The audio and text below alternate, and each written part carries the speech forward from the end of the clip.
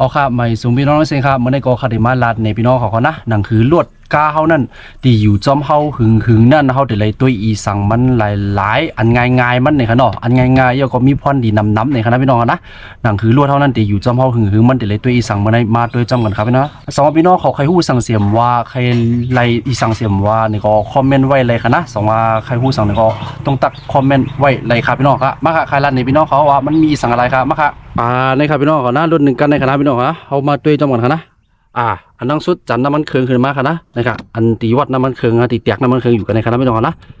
ในเหมือนในคณะสีเหลืองๆไงมันดีแต่ไม่ว่าอินจินออยล์เนี่ยอยู่กันในคณะจันขึ้นมาด้วยครับพี่น้องค่ะนะมันจะมีน้ำมันเคืองนะมันจะมี2 ขีดคณะพี่น้องนะในพี่น้องค่ะมี2 ขีดกันนะถ้ามันอยู่ขีดตั้งเหนือในคณะพี่น้องค่ะนะนะครับถ้ามันอยู่ขีดตั้งเหนือในคณะเพราะมันอยู่ขีดตั้งเหนือนั่นเลยว่าน้ำมันเคืองเขามีอยู่คณะพี่น้องนะเลยว่าน้ำมันเคืองเขาไหลอยู่คณะอย่าไปปั้นแหงคณะพวกอยู่ตั้งเตยเนี่ยไรครับพี่น้องนะพวกอยู่ตั้งเตยได้แต่เลยเปลี่ยนเนาะครับเลยว่ามันเฮียเอาคณะพี่น้องนะอันนี้อันดังสุดเนี่ยครับแล้วก็อันนี้เป็นน้ำมันปวาสีคณะพี่น้องนะน้ำมันเสียแต่น้ำมันโคมไลนะครับพี่น้องเนาะอันนี้ก็อย่าปั้นยอมคณะพี่น้องนะพอยอมก็เทียมกันเนี่ยครับเนาะนี่ครับมันได้อยู่คือกลางๆมันได้มีเมียกับมินไว้กันนะมันอยู่สูงสุดไว้คณะพี่น้องนะอย่าไปเติมเตรียมคณะพี่น้องนะมันเติมเตรียมอะไรคณะอย่าไปเติมเตรียมครับพังกันนะยาวคอมมาทางอันนี้เป็นมอน้ำครับพี่น้องนะน้ำลิมนะ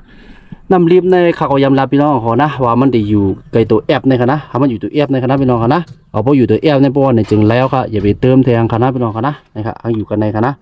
พออยู่กันในเนี่ยก็แล้วคณะอย่าไปเติมเตรียมให้เติมเตรียมได้ไรคณะพี่น้องนะอันนี้เจ้าในหลองใหญ่คณะเดี๋ยวก็ในคณะมันปลิกนะ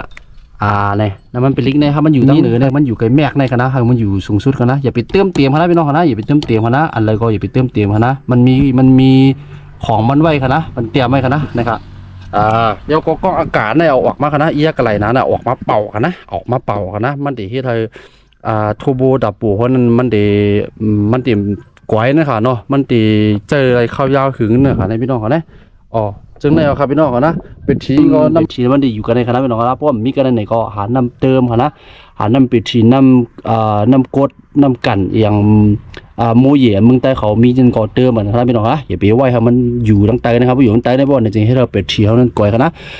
คาดีมาเฮ็ดในหูย่อยไล่เป็ดฉีในคณะพี่น้องนะ2 พี่น้องของใครฮู้นี่ก็จอยคอมเมนต์ไว้ว่าใครฮู้ในลาดไว้คณะคาดีมาเฮ็ดว่าคาดีมาเฮ็ดนี่พี่น้องเขาว่าตีเลยด้วยจังหือหนังหือปิดที่เฮานั่นมันตีเลยอยู่จอมเฮากว่าหึงมันตีเลยเฮ็ดจังหือตีเลยด้วยจังหือตีเลยลุ่มลามันจังหือในนั้นขามีวิดีโอขาตีมาเฮ็ดนี่พี่น้องเขานะ2 พี่น้องของใครฮู้นี่ก็คอมเมนต์ไว้เลยคณะพี่น้องเขานะอันนั้นก็เป็น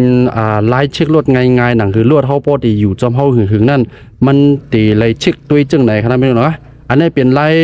ลิกลอกๆค่ะเนาะยก็มันมีพ่นดินดำๆตาพี่น้องเขาในขนาดเนาะพี่น้องเขาเนาะคาในครับพี่น้องเขามันก็มีหมอกในคณะพี่น้องเขานะอย่าไปลืมเช็คด้วยกันคณะพี่น้องเขารถกาพี่น้องเขานะมันจะว่าลิกลอกๆกันได้ก็ได้เฮาด้วยก็ได้เนี่ยอย่าไปว่ากันนะมันลองใหญ่แต่ติว่าคณะพี่น้องนะคาขอบใจที่ค่ะหมายสุพี่น้องทั้งหมดทั้งเสียงค่ะหมายสุค่ะ